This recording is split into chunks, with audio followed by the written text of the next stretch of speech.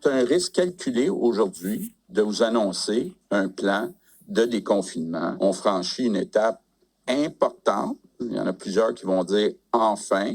Mesdames, Messieurs, bonsoir. Vous venez de l'entendre, le premier ministre du Québec a présenté cet après-midi son calendrier de déconfinement. Il prévoit la levée de la grande majorité des mesures sanitaires d'ici la mi-mars. Je rejoins mes collègues Louis-Charles Poulin et Étienne Malouin pour en parler. Étienne, on vous revient avec plusieurs réactions régionales dans un instant. Mais d'abord, Louis-Charles, dès samedi, ce sera la fin des restrictions pour les rassemblements privés.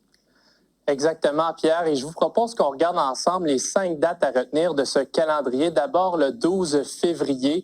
Vous l'avez mentionné, il n'y aura plus de limite légale pour le nombre de personnes dans les rassemblements privés.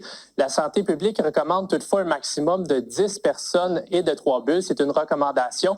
Il y a aussi les restaurants qui pourront accueillir ce même nombre de clients par table dès samedi, donc juste à temps pour le match du Super Bowl, diront certains.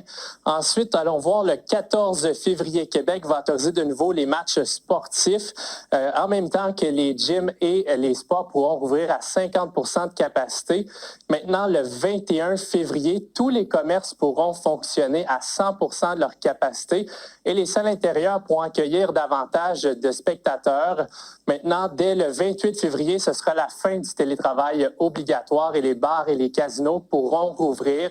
Les salles de spectacle seront à 100 de capacité, sauf le Centre Bell et le Centre Vidéotron qui devront attendre au 14 mars. Et justement, on y arrive au 14 mars où les restaurants, les bars et les casinos pourront ouvrir à 100 de capacité et les clients pourront même danser et chanter du karaoké.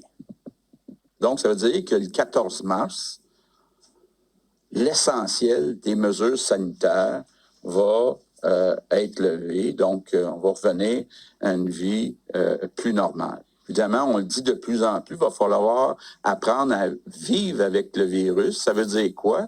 Ça veut dire qu'il va falloir soi-même, chaque personne, évaluer ses risques. En terminant, Pierre, à noter que la santé publique ne prévoit pas la fin du masque et du passeport vaccinal pour le moment. Merci beaucoup, Louis-Charles. Et on passe à Étienne. Étienne, on imagine que cette annonce du premier ministre a suscité de nombreuses réactions dans la région. Oui, tout à fait, Pierre. Cependant, je dois vous dire que